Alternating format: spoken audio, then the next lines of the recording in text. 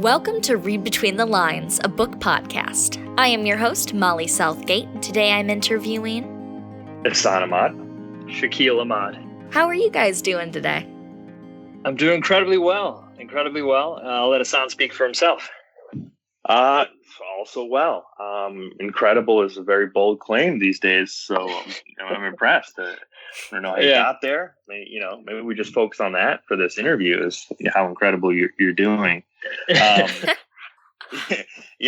doing well. Sitting here in Brooklyn and just I guess biding our time here, no pun intended, and just doing good. Wow, you almost just segued into a political podcast. I'm right into it. I mean, I wanted to set the tone right out of the gate if we could. Yeah, that one took me a second to get, but I was like, that's a good pun. Good pun. That was great. This is not an endorsement of any particular candidate, for the record. But it still makes a really great pun. And also, since I've not harassed my listeners yet, everybody needs to go out there, if you are eligible, and go vote. A lot. Well, no, once per person. Well, no, but everyone needs to go and vote if you live in the United States of America and are check your registration. Make sure so that way we can have all the votes counted. So thank you for that political segue. No problem. So, can you tell me about your books? Yeah, sure. We'd love to. Go ahead, Ehsan. Sorry. I guess I can kind of give the sort of the top level, but I'm sure you want to chime in here, Shakil. So we put together essentially, we started off writing a series of books, starting off with essentially our first offering, which is called Wild Sun. And Wild Sun tells a story of natives that are enslaved on a planet called Corvos. And they're enslaved by sort of an invading species or an invading race of folks that have just technology that's far superior to anything that the natives could utilize to resist. And despite all of that, we go through the story of two of the natives that have been captured or enslaved, and their struggle to break out of their particular camps, which are, which is the main sort of vestige of folks who are working to gather resources for this particular empire. And so the story's told from three different perspectives, two, like I said, of those enslaved natives, and one of the essentially folks on the empire side of it. So when you were writing this, because you said it's from three different perspectives, did you each, maybe one of you writes more of one character than the other? That's it. We get asked a question in terms of having a team writing setup quite a bit. And I think you'll get to this at some point in the interview, but the way we structured this, so believe it or not, Molly, this was actually a fully realized backstory to a screenplay that Ehsan and I were writing, and how we created this timeline of events for the main characters in the screenplay. Eventually, it was Ehsan who started really digging into a bit of a really rich backstory. We just wanted a tremendous amount of nuance involved in what was happening, because one of the largest issues we had, particularly with certain science fiction, was that there was never a concern or care for the characters. You didn't really want to follow them all the way through and have an emotional attachment to them. You were more interested potentially in the really cool world that was built, and some of the things inside it. But the people, if I might say that word, right? The folks in the story themselves, is we really wanted to have a vivid attachment to them. So Ehsan started carving out these backstories. And to answer your question more directly in terms of how do we handle each individual character, they were kind of set up by Ehsan insofar as hey, here's these characters I want these to interplay. And certain characters we both relished more than others, I'll be honest, right? I loved setting up Velaric. in particular, and for the first book, Wild Sun 1, because he was, as new authors, a really unique opportunity to actually cut our teeth as storytellers. Because if you look at Wild Sun, as Ehsan described it, it's not reinventing the wheel insofar as like the premise, right? It's an oppressed people that are struggling to survive and trying to resist. And there's a reason that storyline persists, because it's an incredibly profound one across human civilization, right? So that was a good backdrop to have. But the gray area of all of that what is good and what is evil, there's certain characters that lend themselves more to that. And I can say, like, Beleric in particular was very interesting to me. Ehsan, I'll open it up to you there. I know I said a lot. Yeah, I mean, in terms of, I guess, characters, specifically, Beleric, for the very reason you mentioned, is just we like to play in the gray area of motivations, of sort of like kind of ethical dilemmas, things like that, and sort of challenge the reader a little bit. We're not going into it, I'd say, challenging the reader. I think it's more so to create sort of questions and sort of this feeling that there needs to be an openness when sort of digesting and trying to understand these characters. We're trying to stay away as much as possible from sort of a binary approach, and accomplish that to varying degrees between the three characters, of course, right? It's a process. But yeah, I think like when we talk about working together and how we do that, before we even sat down and wrote anyone, created anyone's names or sort of backstories, we really sat down and talked about what are the themes of this and how do we want people to feel. Like something that we're really keen to do and really appreciate in art and of course different mediums besides writing, is an artist's ability to elicit and really deep and meaningful emotions out of folks, right? To varying degrees or depending on the artist, of course, and of course the subject and whoever's imbibing that art. So what we wanted to do was, before we kind of put pen to paper, is like, well, what do we want to get out of this emotionally out of folks and also ourselves, right? Because we tried to consider the fact that we're going on this journey. We don't know how long it's going to last. Is it going to be 1 year? Is it going to be 5 years? Oddly, it landed more towards the latter, but how long is this journey going to last, and what kind of, we wanted to be conscious of that and our emotions and how we sit with that journey as well. So I know that's sort of a long-winded answer to say that we work together well, but we really wanted to kind of be deliberate about the emotions we were eliciting. That was a great response. Thank you. So when you were talking a little bit about like making sure that it had like impactful emotions and like using that familiar story, how did you decide on the overarching thing? Like, we're gonna be in this thing where it's this empire and the people are trying to rise up. Yeah. I'll chime in first here, Shaq, and Shakil, you can sure. Jump in after. Yeah. So, I mean, a big piece of it is, I think a lot of, especially in this, I guess, the sci-fi genre, not to kind of take this global approach here, but if I may, it's just, there's just this constant idea of these larger tectonic shifts occurring. And it really seems like that the story stays at that sort of tectonic level, and that higher level, rather than sort of drill down into the real nuance towards,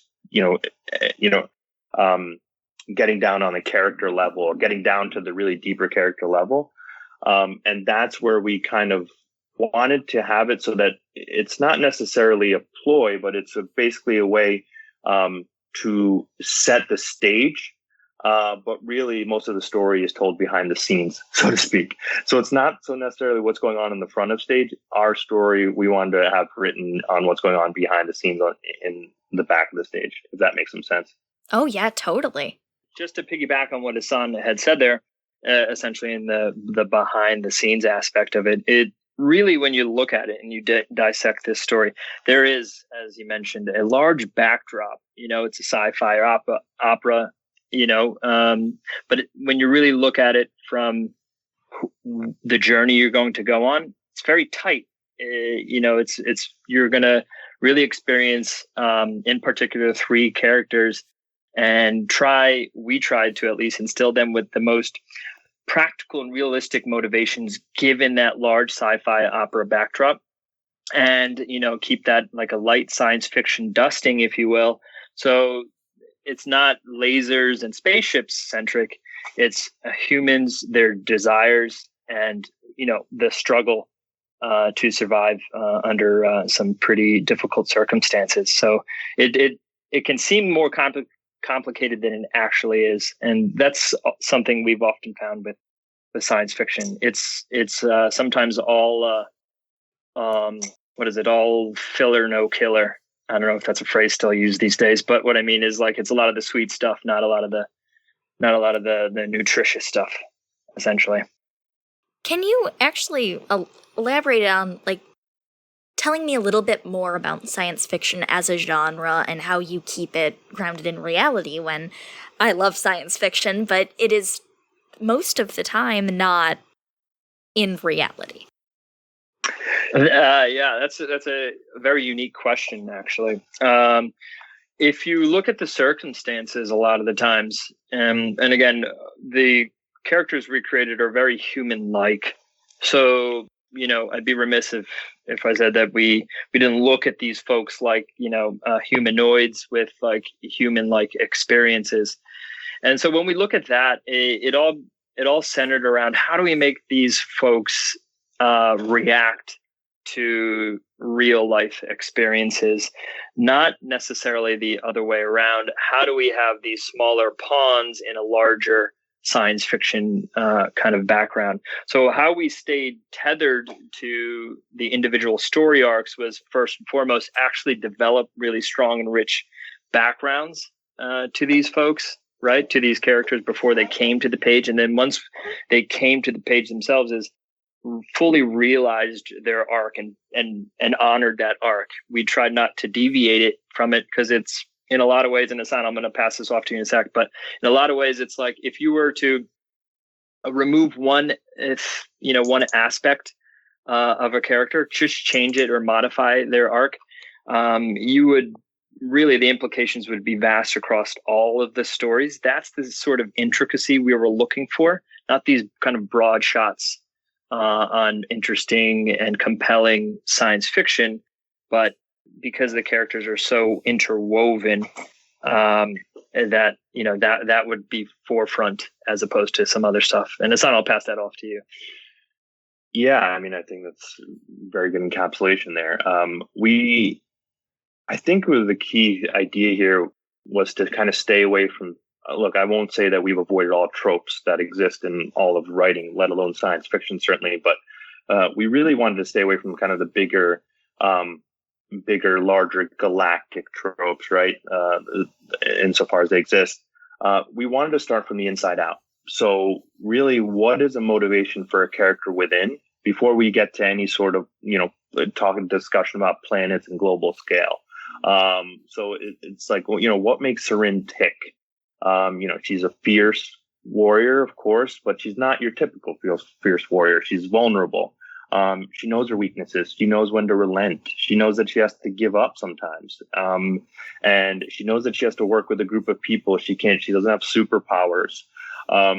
And despite, being in captivity and a lot of her fellow captives shunning her, she knows that in order to really reach her goals, she has to overcome very real, human level obstacles, and one-on-one personal obstacles in order to really have a chance of reaching her goals. So there's constant trade-offs and compromises. This isn't like, this invulnerable kind of superhero effort that wins the day. It's this gray sort of compromise-ridden approach to your life, and in that way serves as an allegory to, I think, our lives. We all kind of live this life of trade-offs. We want to assign all these larger stories and meaning to it, to make it seem larger than life.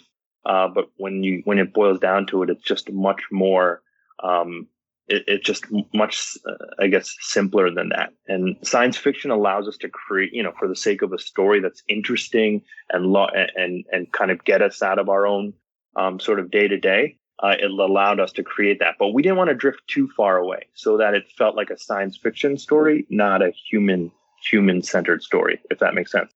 Oh, totally. You guys have such great answers to these. Thank you. So earlier you mentioned that this was originally going to be the backstory for a screenplay. Do you think that you'll ever go back to that screenplay? That's a great question.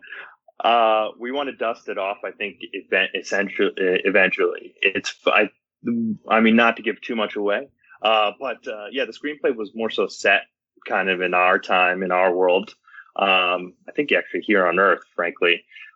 So, it's odd that we got to another planet in order to flesh that out, but that's sort of the nature of the beast here creatively. I don't know what we were drinking and or imbibing that weekend, but that's a good point.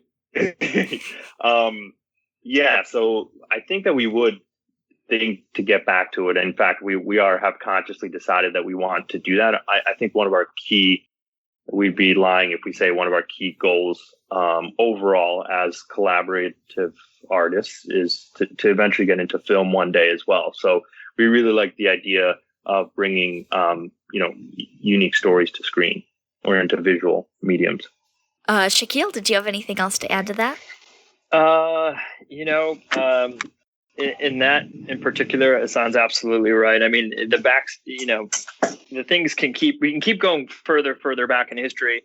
Ehsan and I actually started in terms of storytelling, interestingly, doing wedding films, Molly. Oh. That might sound like, what is going on with you two? And my parents ask me that all the time. They ask me that about you too all the time, so don't worry.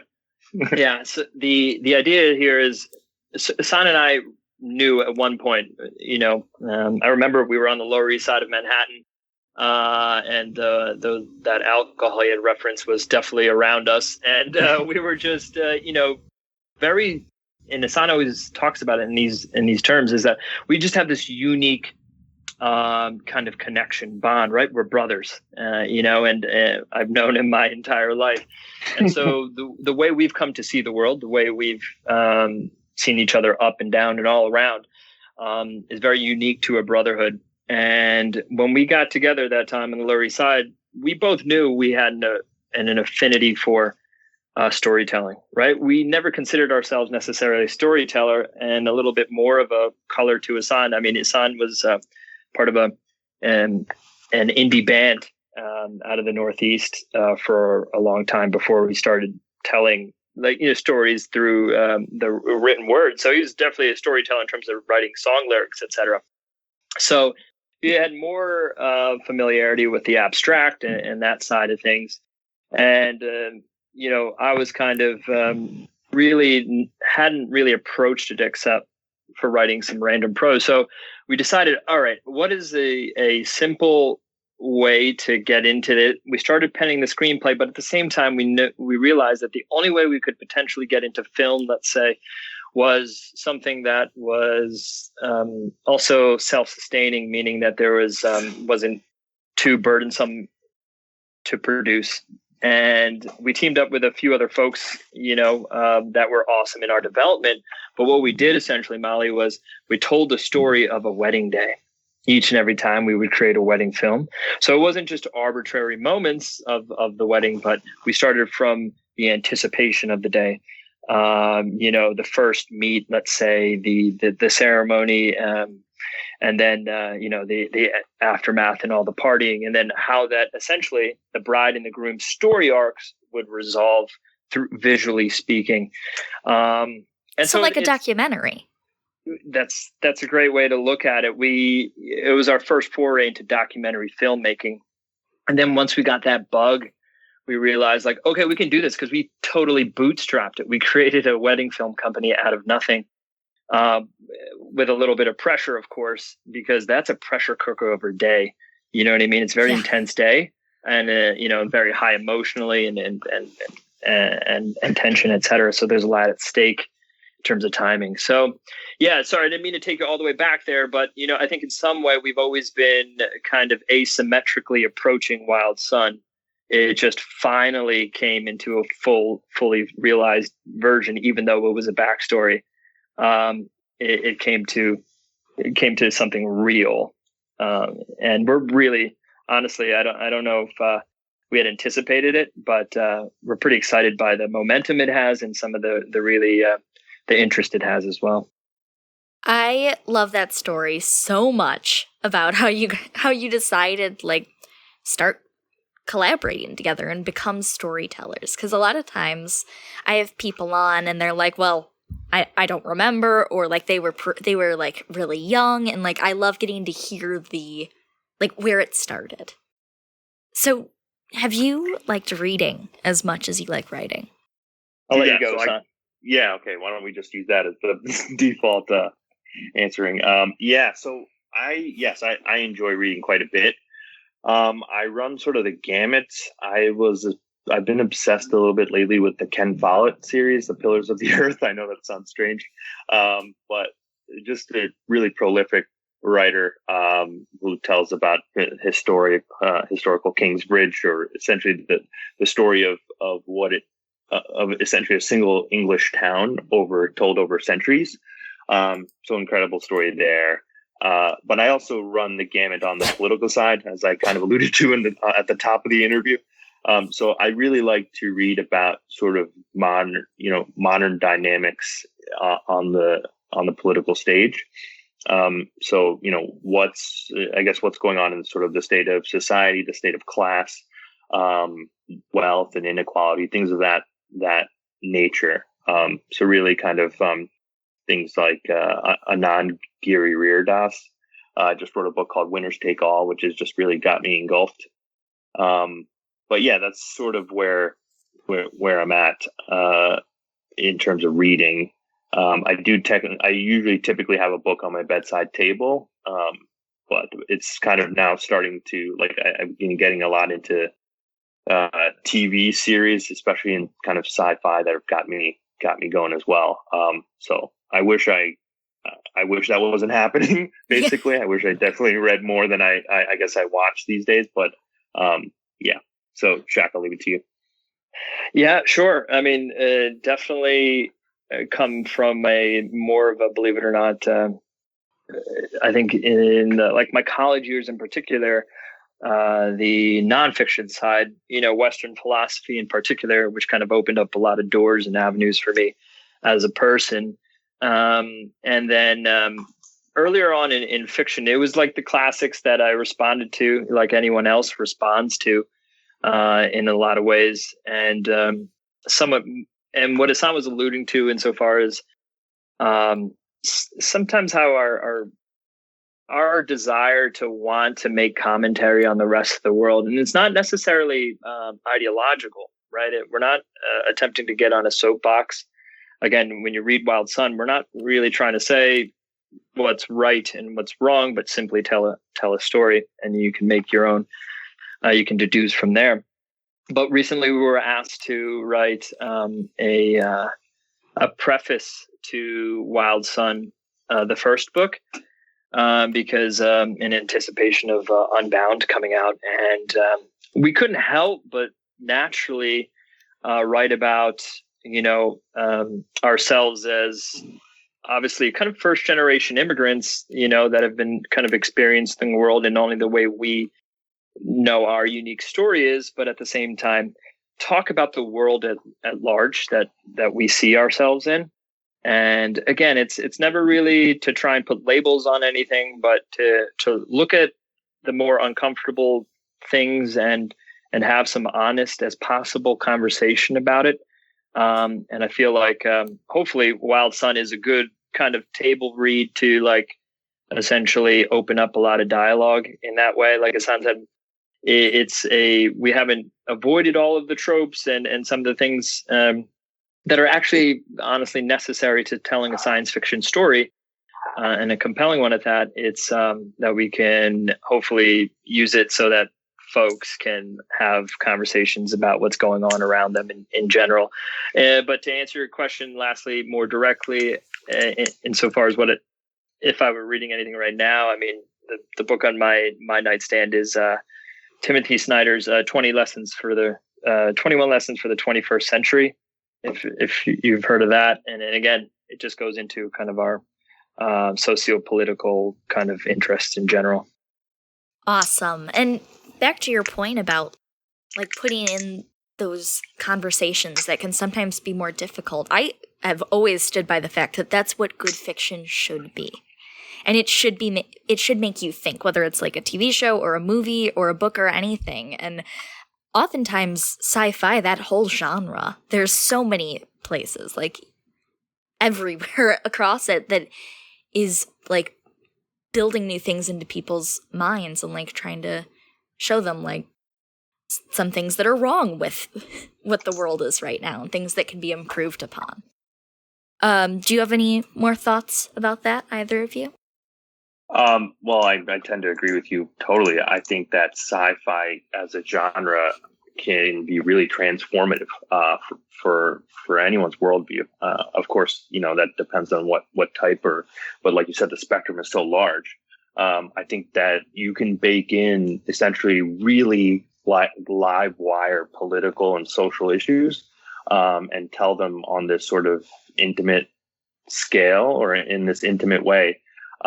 And it's just really hard to talk about those things in your everyday life, right? Like, it's like the one thing you're supposed to talk about at parties or family get-togethers, right? It's like religion, politics. Yeah. And those like the two things that I'm like the most interested in. So it's like I think sci-fi lends itself as an art form, of course, with fiction in general, of course, but sci-fi in particular, because you can really go there because you're doing it through allegory, right? You're doing it through another race or another. It's less of this, it's less, you can be in sort of this new frontier where it's there's less obstacles to being honest, if that makes sense. Mm-hmm. And that's where we really kind of wanted to play and why sci-fi always just made sense to us. We didn't want to hold ourselves back in any way. Of course, like I said, we tried really hard to keep it grounded. I know that sounds strange, but it's like we wanted to be grounded in terms of like, the operative rules of the world. We're not talking, like I said, about superheroes and things like that. We take some liberties in terms of where technology could go. It is a spacefaring race that's sort of been doing on the Empire side of it. But I think it's like you said, it's really sci-fi lends itself to just gives us freedom as creators in a way that I think fiction doesn't always, because it there's too many associations that are created sometimes.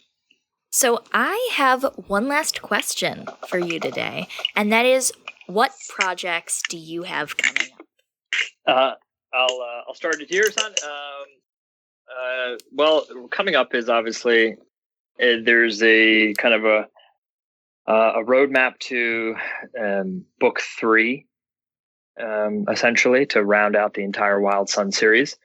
But Ehsan and I had thought, and again, you're hearing this on the fly, that we might be taking a little bit of time to maybe dust off that screenplay, or there's potentially a whole new kind of idea that we had within the universe to potentially start another screenplay. Excellent. Ehsan, anything for you? Yeah, no, that's about right. I think Shakil doesn't know yet, but I'm going to push us really hard into that screenplay, essentially to kind of finish that off. I think we have a very strong idea, I think, of where we want to go with it. And then, be essentially completing Wild Sun Book 3. We've already got like a pretty decent roadmap of where we want to go. It's always challenging to predict where exactly, the roadmap is just, I think, more of a guide for us.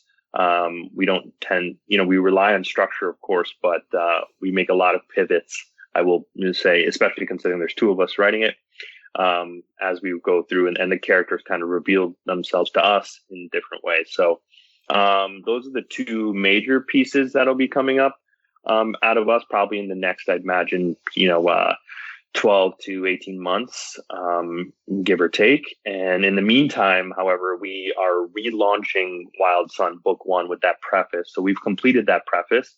That relaunch is November 3rd officially. And then we will be going into the launch of Wild Sun Unbound, which is book 2 of the Wild Sun series in February. I believe that's in middle of February. I think it's February 18th, but don't eat my lunch, publisher, on that one if I got it wrong. But yes, so that'll be the middle of February for book 2. And yeah, in the meantime, we're just doing, talking to very insightful and interesting folks like yourselves about what we're doing. Well, thank you both so much for coming on. I loved getting to talk to you. Do you have any final thoughts before we go into the outro? You can write in Kanye West onto Many States Balance if you need to. Please don't. No, everyone, please don't. No. Okay. Yeah. For Read Between the Lines, my name is Molly Southgate. I'm Shakil Ahmad. I'm Ehsan Ahmad. Let's end this the way all great stories end. Happily ever after. The end. The end. All right, take care, Molly. Thank you for listening to Read Between the Lines, a book podcast. This episode is hosted by Molly Southgate. It is edited by Rob Southgate and produced by Southgate Media Group. You can get in touch with the show at readbetweenthelines@gmail.com, or you can send us a voicemail at 708-887-9473. That was 708-887-9473. You can also find us on Instagram at Read Between the Lines Podcast. Thank you so much for listening.